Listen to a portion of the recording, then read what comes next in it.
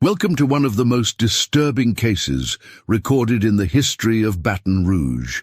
Before we begin, I invite you to leave in the comments where you're watching from and the exact time you're listening to this narration. We're interested in knowing to which places and at what times of day or night these documented accounts reach. On the morning of August 23rd, 1848, a local merchant by the name of Richard Caldwell was making his way down the muddy path along the eastern banks of the Mississippi River, just outside the growing settlement of Baton Rouge, Louisiana. The air was thick with humidity, as was common during late summer in the region. What caught his attention, and what would later become the first documented piece of evidence in the Whitmore-Broussard case, was an abandoned carriage, its wheel partially submerged in the soft riverbank mud. Inside the carriage, Caldwell found nothing but a single glove, a man's leather ledger with no entries, and peculiarly a silver locket containing no photograph. The carriage bore the insignia of the Whitmore Plantation, one of the larger estates some 5 miles east of the city. By noon, that same day when Caldwell reported his finding to the Baton Rouge constable, it was noted that no one from the Whitmore household had been into town for nearly 3 weeks. It was not uncommon for plantation owners to remain on their property for extended periods, especially during harvest seasons. However, Samuel Whitmore was known to be particularly meticulous about his weekly visits to the First Bank of Baton Rouge every Thursday without fail. According to bank records, accessed during the subsequent investigation, Whitmore had missed 3 consecutive appointments without sending word. The constable, James Harrington, dispatched 2 deputies to the Whitmore plantation later that afternoon. What they discovered there would become the foundation of one of the most disturbing documented cases in the history of East Baton Rouge Parish. A case that, for reasons that will become apparent, was deliberately kept from official records for nearly 70 years. According to the deputy's initial report, the main house appeared to be in perfect order. The 27 slaves who worked the cotton fields continued their labor as if nothing were amiss. The house servants maintained their duties. Meals had been prepared and served. Beds had been made. It was as if the Whitmore family was simply elsewhere on the property. But they weren't. Samuel Whitmore, age 46, his wife Elizabeth, age 42, and their 3 adult children, Thomas, age 23, Catherine, age 20, and William, age 18, were nowhere to be found. The only member of the household who seemed out of place was Adeline Broussard, a house slave of approximately 30 years of age, who, according to the other servants, had taken to sitting motionless in the parlor when not attending to her duties. When questioned by the deputies, none of the slaves reported anything unusual. Each one provided the exact same response, delivered in almost identical wording. Master Whitmore has gone to visit his brother in Natchez. He is expected back before the harvest. Samuel Whitmore had no brother in Natchez. According to all available records, he had no brothers at all. Over the following weeks, an investigation was quietly conducted. The neighboring plantation owners were consulted. The Whitmore family's absence was acknowledged, but curiously none expressed concern. Like the slaves on the property, they all seemed to accept without question that the family had simply gone away temporarily. When pressed, they became uncomfortable and changed the subject. Parish records from September 1848 indicate that a more formal investigation was quietly initiated by Judge Martin Lambert, who had been a business associate of Samuel Whitmore. It was Lambert who first noted what he called the strange silence that seemed to hang over the entire Whitmore case. "It is not merely that the family has disappeared," he wrote in his private journal, discovered decades later. "It is that no one seems to want to speak of it. It is as if the community has collectively agreed to look away." By October of 1848, with the Whitmore family still missing, the plantation continued to operate as if nothing were amiss. The harvest proceeded on schedule. cotton was collected, processed, and shipped to market. Profits were deposited in the Whitmore account at the First Bank of Baton Rouge. According to bank records, the deposits were authorized by a signature matching Samuel Whitmore's, though the man himself was never seen. It was during this period that reports first began to emerge regarding Adeline Broussard's behavior. The house slave, who had previously been noted as sitting motionless in the parlor, was now observed by other servants to be occupying the master bedroom. According to hushed accounts that were later documented by Lambert, she had taken to wearing Elizabeth Whitmore's clothes and jewelry. More disturbing were the reports that Adeline had begun to speak as if she were Mrs. Whitmore, giving orders in a perfect imitation of the missing woman's voice and mannerisms. The other house slaves, apparently fearful, complied without question. In his private notes, Judge Lambert described interviewing a field slave named Moses, who had been caught attempting to flee the plantation in early November. Moses, before being returned to the Whitmore property, allegedly told Lambert, "There ain't no Whitmores no more. Miss Adeline says there never was." The judge noted that after Moses was returned to the plantation, the man was never seen again. His disappearance was explained away as a successful escape attempt, despite the doubled patrols that had been established following his first attempt. By December of 1848, a strange pattern had emerged. The Whitmore plantation continued to function. Business transactions occurred, cotton was sold, supplies were purchased, yet the family remained absent.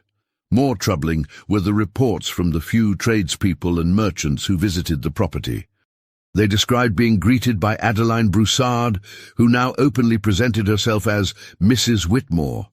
According to one account by a milliner who had come to deliver hats ordered months earlier by Elizabeth Whitmore, "The Negro woman received me in the parlor dressed in Mrs. Whitmore's clothing.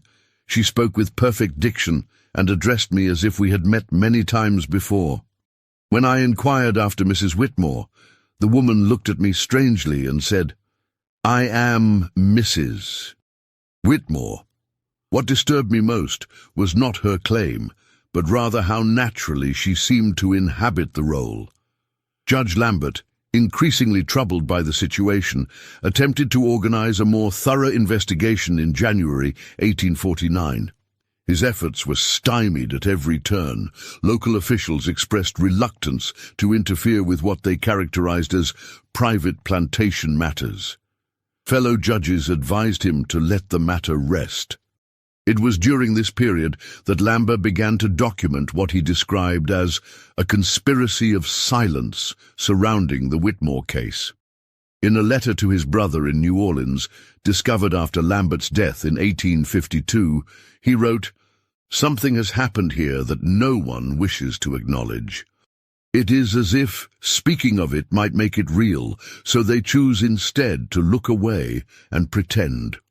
The most disturbing development came in February 1849, when a daguerreotype was taken at the Whitmore plantation during a gathering of neighboring plantation owners.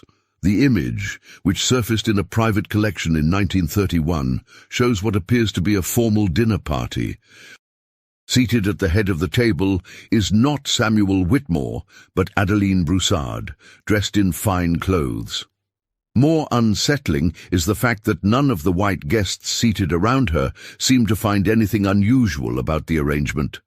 According to an analysis of the image conducted by Dr. Harold Bennett of Tulane University in 1934, the expressions on the faces of the dinner guests betray no discomfort or awareness that anything is amiss. They are engaged in conversation, smiling, raising glasses. The African-American woman in Elizabeth Whitmore's clothing is being treated as if she were, indeed, the lady of the house. By March 1849, Judge Lambert's inquiries had attracted unwanted attention. He reported receiving anonymous threats. His house was vandalized. In April, he was removed from the bench on charges of mental instability. Shortly thereafter, he relocated to New Orleans, taking with him his private records of the Whitmore investigation. The most comprehensive account of what may have happened to the Whitmore family comes from an unexpected source. In 1865, following the end of the Civil War, a former slave from the neighboring Bradford plantation named Isaiah Cooper provided testimony to a Union Army officer documenting conditions in the recently liberated territories. Cooper's account, preserved in military archives until 1948, describes events that occurred on the night of August 1st, 1848, 3 weeks before Richard Caldwell discovered the abandoned Whitmore carriage. According to Cooper, who claimed to have been present at the Whitmore plantation that night, it had been building for years. Master Whitmore, he had a particular cruelty about him, not the kind that leaves marks on the body, but the kind that breaks something inside. And Miss Adeline, she suffered more than most. Cooper described Adeline Broussard as having been purchased by Samuel Whitmore in 1842. She had previously been owned by a French family in New Orleans, was educated, and spoke both English and French fluently. Whitmore, according to Cooper's account, had purchased her specifically to serve as his wife's personal maid, but had other intentions. What Master Whitmore did to Miss Adeline over those years, it changed her, Cooper stated, not all at once, but slowly, like water dripping on stone. There was a day when something in her eyes just wasn't there anymore. The night of August first began, according to Cooper, with an elaborate dinner prepared by Adeline. The entire Whitmore family was present. By Cooper's account, nothing seemed unusual until after the meal, when the family began to display signs of distress. They was grabbing at their throats, their eyes bulging. Master Whitmore, he looked straight at Miss Adeline, like he finally understood something. And Miss Adeline, she just sat there watching them all, calm as still water. Cooper's testimony suggests that Adeline Broussard poisoned the entire Whitmore family at dinner that evening. What happened next, however, transitions from the disturbing to the nearly incomprehensible. Miss Adeline, she gathered all the house slaves in the kitchen. She told them, "The Whitmores have gone to visit family in Natchez. I will be managing the household in their absence." And then, this is what I still can't make sense of, everyone just nodded, like this was perfectly normal, like they hadn't just seen what I'd seen. Cooper described how Adeline methodically organized the disposal of the bodies, directing several trusted field slaves to bury the Whitmore family in the swampland at the far eastern edge of the property, an area rarely visited due to its unfavorable conditions. After that night, Cooper continued, it was like the Whitmores had never existed. Miss Adeline, she started wearing Mrs. Whitmore's clothes, sleeping in their bed. At first, just around the slaves, but then, when visitors would come, she'd receive them just like she was the lady of the house. The most disturbing element of Cooper's testimony was his description of how the neighboring plantation owners and Baton Rouge society responded to this extraordinary situation. The white folks, they'd come to dinner, sit at her table, converse with her like she was one of them. It wasn't that they were fooled. They knew who she was. It was like they chose not to see what was happening. Like it was easier to pretend. Cooper's account suggests a collective delusion, or perhaps a collective agreement, that allowed the white society of Baton Rouge to interact with Adeline Broussard as if she were Elizabeth Whitmore, rather than confront the horrifying alternative that an enslaved woman had murdered her owners and taken their place. To Judge Lambert, in his final known writing on the subject before his death, perhaps best articulated the psychology at work.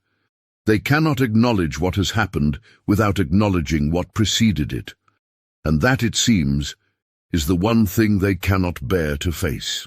The historical record becomes increasingly fragmented after 1850. The Whitmore plantation continued to operate, apparently under Adeline Broussard's management, though all official documents bore Samuel Whitmore's signature. Business associates who had known Whitmore for years conducted transactions through Adeline, referring to her in correspondence as the representative of the Whitmore interests. In 1853, a fire destroyed most of the main house at the Whitmore Plantation. No deaths were reported. The property was rebuilt on a more modest scale. Operations continued. The onset of the Civil War in 1861 disrupted cotton production throughout the South. Records from this period are scarce, but property tax documents indicate that the Whitmore Plantation remained active, though at reduced capacity. Following the Union victory and the emancipation of slaves, the Whitmore property, like many Southern plantations, faced an uncertain future. What makes this case unique is that there was no white owner to either abandon the property or attempt to transition to a new labor model. According to local land records in 1866, the Whitmore Plantation was formally transferred to a Mrs. Adelaide White, described in documents as a free woman of color. The transaction was processed by the same bank that had handled the Whitmore accounts for decades. There is no further mention of Adeline Broussard in any official capacity after this point. Adelaide White appears in census records from 1870 as the owner of a modest but productive farm on what had once been Whitmore land. She is described as a widow with no children. The most unsettling postscript to this story comes from a series of interviews conducted in 1929 by folklorist Margaret Dunbar, who was collecting oral histories throughout Louisiana. Dunbar interviewed several elderly residents of East Baton Rouge Parish, including a 94-year-old woman named Josephine Taylor, who claimed to have been a house slave at a neighboring plantation during the Whitmore incident. Taylor's account largely corroborated Isaiah Cooper's testimony, but added one significant detail. According to Taylor, the conspiracy of silence surrounding the events at the Whitmore Plantation extended far beyond simple fear or denial. It wasn't just that they pretended not to see, Taylor told Dunbar. Some of them, the wives especially, they understood. They'd sit with her, take tea with her, discuss household matters, all the while knowing exactly who she was and what she'd done. And in their eyes there was something like admiration. When asked to elaborate, Taylor reportedly said, "There were other wives who wished they could do what she did, not just to be free, but to make the ones who hurt them pay. They lived through her. That's why they protected her. That's why they saw her as Mrs. Whitmore, because in another world, maybe they could have done what she did." The final documented reference to the Whitmore case appears in a private letter written in 1936 by Edward Lambert, grandson of Judge Martin Lambert, to a colleague at Louisiana State University's History Department. In it, he declines a request to publish his grandfather's notes on the case. "Some stories once told cannot be untold," he wrote. "My grandfather spent the remainder of his life haunted not by what happened at the Whitmore Plantation, but by what it revealed about the society in which he lived. Some truths are too terrible to acknowledge, and so we construct elaborate fictions to avoid them." The Whitmore case is not just a story about one family and one woman, but about an entire society's capacity for self-deception. Adelaide White died in 1882, according to parish records. She was buried in a small cemetery on what had once been the eastern edge of the Whitmore Plantation. Her grave marker, documented in a 1954 survey of historical sites in the parish, bore only a name and 2 dates. In 1962, during construction of what would later become Interstate 10, workers excavating in the swampland that had once been part of the Whitmore property discovered human remains. According to the brief police report, 5 skeletons were recovered: 2 adult males, 1 adult female, and 2 individuals of indeterminate gender. The remains were estimated to have been buried for over 100 years. No further investigation was conducted. The remains were eventually reburied in an unmarked section of Highland Cemetery. The land that once constituted the Whitmore Plantation has since been subdivided, developed, and incorporated into the expanding city of Baton Rouge. Nothing remains of the original structures. No historical markers commemorate the events that took place there. If not for the scattered documents, private journals, and oral histories that survived, the story of Samuel Whitmore and Adeline Broussard might have disappeared entirely. One more silence in a history filled with them. What makes this case so disturbing is not just the acts themselves, but how an entire community could collectively agree to accept an impossible fiction rather than confront an unbearable truth. It reminds us that sometimes the most terrifying aspect of human nature is not what we do, but what we choose not to see. Today, if you drive along Interstate 10 just east of Baton Rouge, you pass directly over the ground where the Whitmore family was buried. Thousands traverse this route daily, unaware of what lies beneath.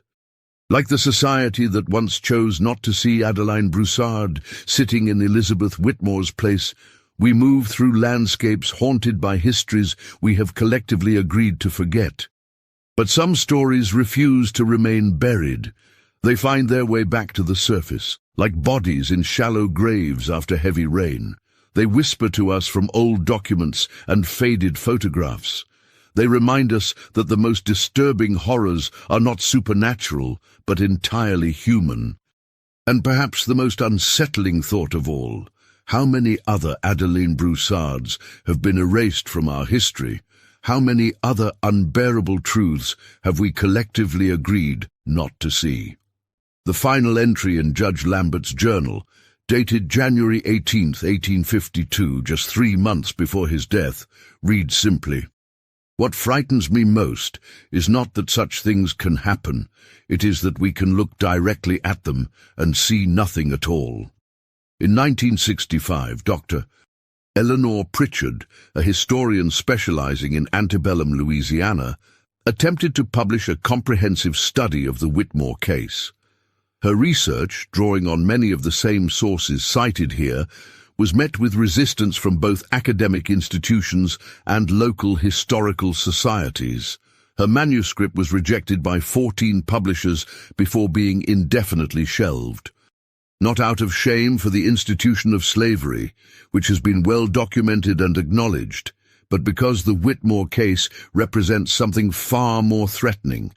A complete inversion of the established order that was tacitly accepted by the very society it subverted.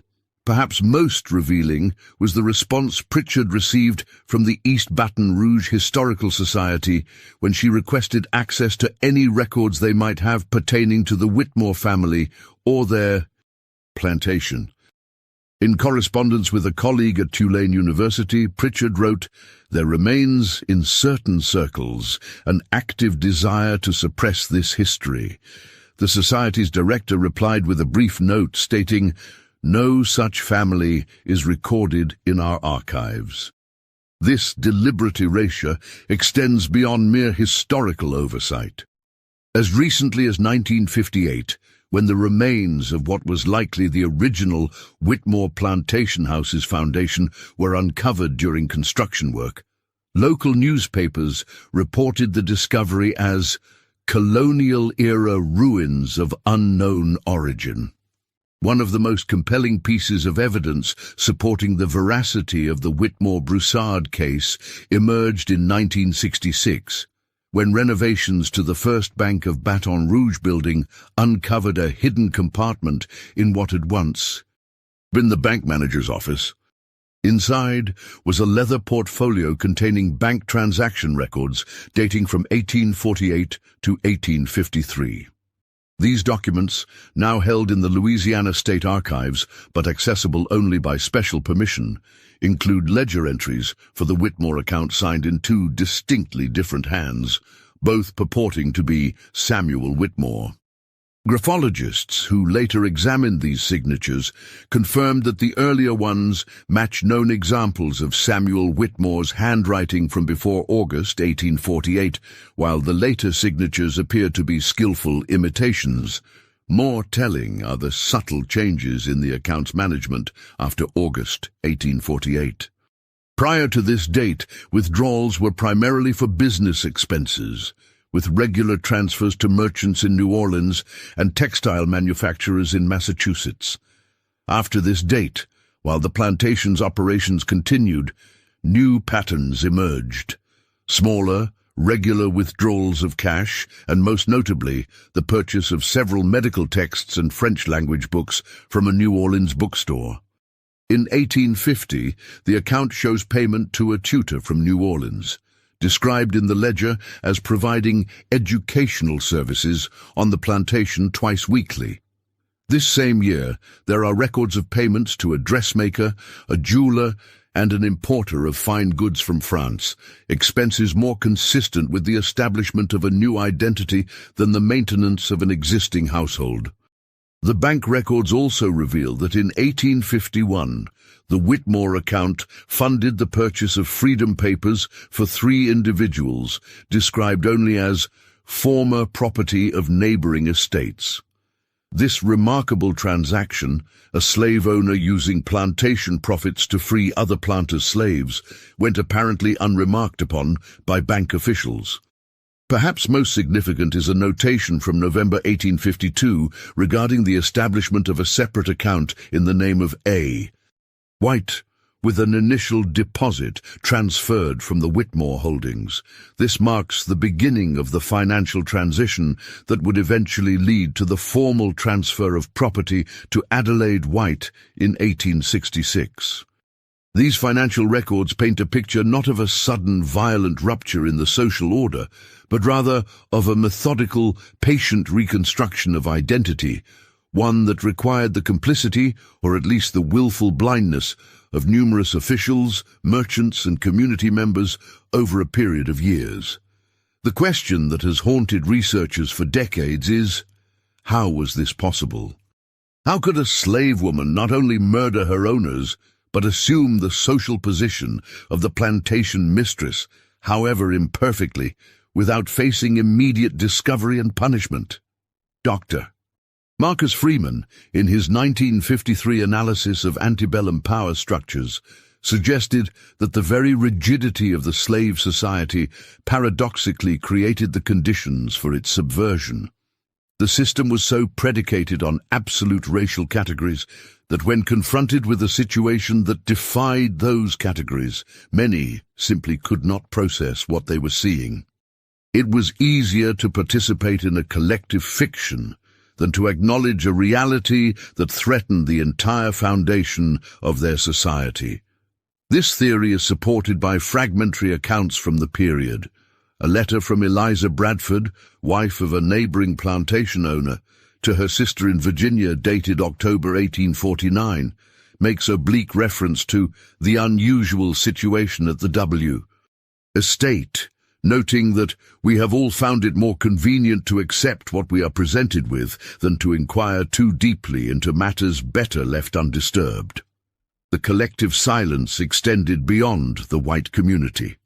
Isaiah Cooper's testimony suggests that the slaves on the Whitmore plantation, with few exceptions, also participated in maintaining the fiction that nothing had changed, that the Whitmore family was merely away and would return. This complicity may have stemmed from fear, but Cooper's account hints at something more complex, a shared understanding that to acknowledge Adeline's actions would bring swift and terrible retribution, not just to her, but to all of them. "We all knew," Cooper told the Union officer. "Every slave on that plantation knew, but to speak it would be to destroy it. And some of us, we wanted to see how far it could go. How long the white folks would choose not to see what was right before them."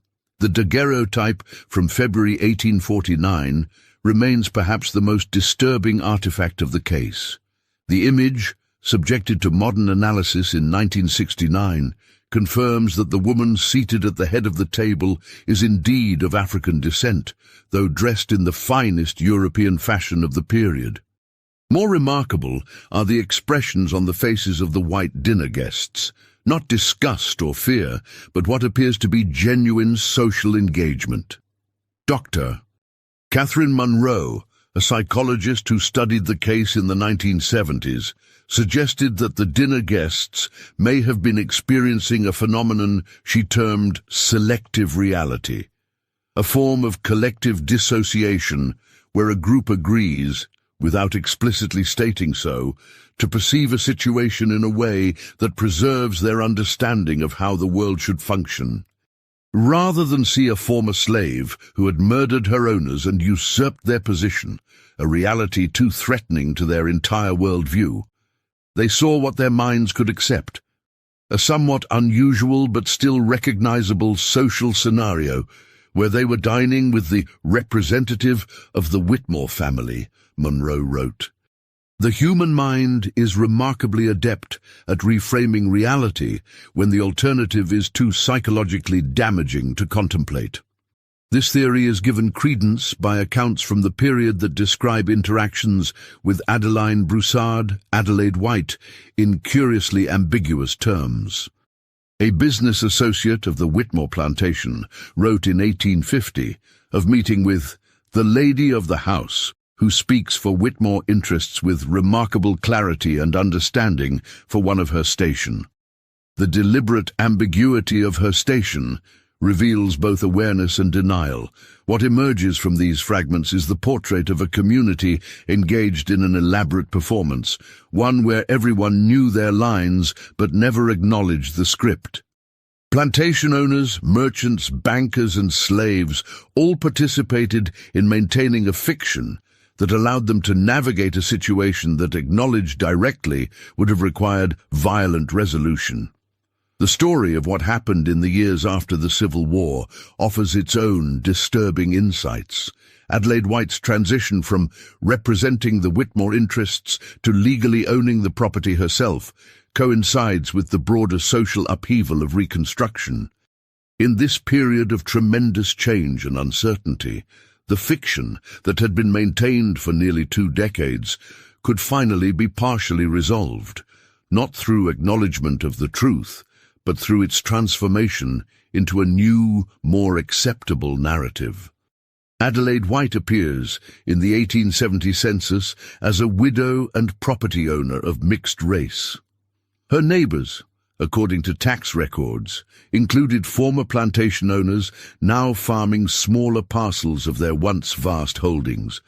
The fiction evolved. No longer the white plantation mistress, she became instead a free woman of color who had somehow acquired property, unusual but not impossible in the Reconstruction era. Church records from St. Joseph's Catholic Church in Baton Rouge list Adelaide White as a congregant and contributor from 1867 until her death. The same church records make no mention of Adeline Broussard, nor of the Whitmore family, despite their prominence in the community for decades before their disappearance. The most poignant artifact from Adelaide White's later years is a daguerreotype taken approximately 1875, discovered in 1948 in the possession of a family descended from formerly enslaved people on the neighboring Bradford plantation. It shows an elderly woman of African descent, dressed plainly but with dignity, seated in a chair on the porch of a modest farmhouse. According to notes accompanying the image, the woman was known locally as Madame White and was respected for her knowledge of herbal medicine and her willingness to treat both black and white residents of the area. The notes make no mention of her past, stating only that she came into her property after the war and was known to help former slaves establish themselves with small loans and gifts of seed and livestock. If this image indeed depicts Adeline Broussard in her final incarnation as Adelaide White, it suggests that she managed not only to survive, but to establish a new identity that allowed her to live openly, if not entirely honestly, until her death. The transformation from enslaved woman to plantation mistress to respected landowner represents an extraordinary navigation of the treacherous racial and social hierarchies of 19th century Louisiana. Adelaide White died on September 12, 1882, according to parish records. The cause of death is listed as complications of age. Her will, a remarkably detailed document for someone who had once been property rather than a property owner, distributed her modest estate among several families in the area, many of whom were formerly enslaved. The will makes no reference to her life before emancipation. The small cemetery where Adelaide White was buried was relocated in 1959 to make way for highway construction. Her remains, along with others from the cemetery, were moved to Highland Cemetery in Baton Rouge. According to cemetery records, her grave marker, a simple stone bearing the inscription Adelaide White, 1833 to 1882, at rest, was not among those successfully relocated. Today, her final resting place is unmarked. In the decades since, the Whitmore-Broussard case has remained a footnote in Louisiana history, referenced occasionally in academic texts, but rarely examined in detail. The reasons for this continued obscurity are not difficult to discern. The case presents uncomfortable truths about power, race, and collective delusion that remain relevant today. Dr. Eleanor Pritchard, whose attempt to publish a comprehensive study of the case in the 1960s was unsuccessful, wrote in her personal journal, "The Whitmore case is not merely a historical curiosity. It's a mirror in which we might see our own capacity for self-deception, our own willingness to embrace comfortable fictions rather than confront disturbing truths." This observation gains particular resonance when we consider how the physical evidence of the case has been systematically erased from the landscape. The Whitmore plantation house, burned and rebuilt, was eventually demolished. The land was subdivided and developed. The graves were paved over. The documents were hidden away or destroyed. Even the final resting place of the woman at the center of the story was lost to time. Yet the story persists, passed down through fragments of documents, oral histories, and the occasional academic study. It survives because, despite all efforts to erase it, it speaks to something fundamental about human nature and social structures. In 1964, during an interview conducted as part of the Federal Writers Project, a 101-year-old woman named Clara Johnson, who had been born into slavery in East Baton Rouge Parish, was asked if she remembered anything about the Whitmore plantation or its owners. After a long silence, Johnson replied, "Some stories ain't meant to be told straight out. Some stories get told in the spaces between words, in the things people don't say. That Whitmore place, folks knew what happened there. They just found it easier to look away, and sometimes looking away is its own kind of seeing." Perhaps the most disturbing aspect of the Whitmore-Broussard case is not the initial violence, the poisoning of a family by an enslaved woman pushed beyond endurance. It is the response to that violence, a community's decision to participate in a fiction rather than confront a reality that threatened their understanding of the world.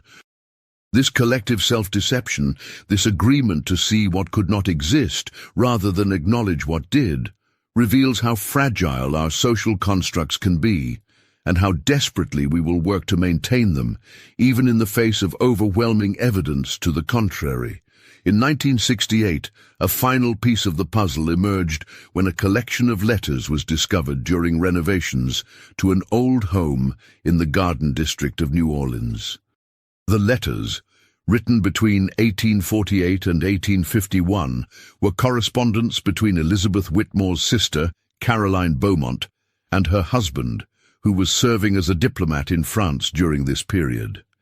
In these letters, Caroline makes several references to her concerns about her sister's family. In September 1848, she writes, "I have received no word from Elizabeth since my letter of July. I have written twice more and dispatched a messenger to the plantation, but have been informed that the family is traveling. I find this most unlike my sister, who has never been fond of leaving home." By November, her concern had grown. "I attempted to call at the plantation myself, but was received by Elizabeth's maid, Adeline, who insisted that the family remained away on business. There was something in her manner that disturbed me greatly, though I cannot say precisely what. She spoke as Elizabeth might, used expressions familiar to my sister. When I pressed her on when the family might return, she smiled in a way that chilled me and said, "They are never coming back, but we need not speak of that." Most revealing is Caroline's letter from January 1849. "I have shared my concerns with Judge Lambert, who agrees that something is terribly wrong. Yet when we attempt to raise the alarm, we are met with indifference or hostility. It is as if no one wishes to acknowledge that anything is amiss." Even more disturbing, I called upon the Bradfords, who claimed to have dined with my sister just the week before. When I insisted that this could not be true, Mrs. Bradford became quite cold and suggested that perhaps I was unwell. Caroline's final letter regarding the matter, dated March 1849, reveals her growing isolation. "I find myself increasingly unwelcome in Baton Rouge society. My questions about Elizabeth and her family are met with silence or outright hostility. Even Judge Lambert now suggests that I should let the matter rest. I am beginning to question my own mind. Is it possible that I am indeed unwell? That I have imagined a mystery where none exists? And yet I know my sister. I know she would never leave without word to me. Something terrible has happened at that plantation, but it seems I am alone in my certainty." Shortly after this letter, Caroline Beaumont returned to France to join her husband. There is no record of her ever returning to Louisiana. The Whitmore case, it seems, claimed not only the lives of the family, but also the peace of mind of those who could not accept the collective fiction. In 24 additional letters discovered in the same collection, Caroline never again mentions her sister or the Whitmore family. It is as if, unable to resolve the contradiction between what she knew and what society insisted was true, she chose to excise the matter entirely from her correspondence, if not from her thoughts. This willful forgetting, this deliberate looking away, extends beyond the individuals directly involved to encompass the broader historical record. The systematic erasure of the Whitmore-Broussard case from official histories represents another kind of violence, the violence of omission that allows comfortable narratives to prevail over uncomfortable truths. Yet despite these efforts at erasure, the story has survived, in fragments of documents, in oral histories, in the occasional academic study brave enough to confront its implications. It survives because it speaks to something fundamental about human nature and the societies we construct. The story of Samuel Whitmore and Adeline Broussard is not merely a tale of murder and deception. It is a case study in collective delusion, in the human capacity to see what we need to see rather than what is before us. It reminds us that reality is not merely what exists, but what we are willing to acknowledge. Perhaps most unsettling is the realization that this capacity for collective self-deception is not confined to the past. We too participate in fictions that allow us to maintain our understanding of how the world functions. We too look away from truths that threaten our sense of order. And like the society that chose not to see Adeline Broussard sitting in Elizabeth Whitmore's place, we may not recognize our own delusions until long after they have shaped our reality. The final word on the Whitmore-Broussard case might belong to Judge Martin Lambert, who wrote in his journal shortly before his death, "The most terrifying aspect of this affair is not what it reveals about Adeline Broussard or even about the institution of slavery. It is what it reveals about us all, our willingness to embrace a lie rather than face a truth that disturbs our sense of order." I fear this tendency lies dormant in every human heart, waiting for the moment when reality becomes too painful to bear. Today, the city of Baton Rouge has grown around and over the land where these events took place. Modern highways, shopping centers, and subdivisions have erased all physical evidence of the Whitmore plantation. thousands pass daily over ground that once witnessed an extraordinary subversion of the antebellum social order. Like the society that chose to participate in Adeline Broussard's fiction, we move through landscapes haunted by histories we have collectively agreed to forget. But some stories refuse to remain buried. They find their way back to the surface, like bodies in shallow graves after heavy rain. They whisper to us from old documents and faded photographs.